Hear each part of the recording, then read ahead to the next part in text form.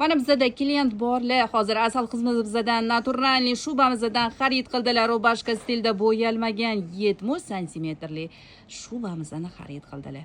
Yoqdimi sizga? Juda ham yoqdi. Rahmat katta. Hech Bu magazinni yaxshi ko'ramiz. Har doim kelib shu yerdan olib ketamiz. Kelinglar sizlar ham. Chiroyli narx qilib berishadi. Bizani doimiy klientimizlar, umringiz uzoq bo'lsin, joningiz sog' bo'lsin. Biz cheksiz hurmat qilamiz doimiy klientlarni.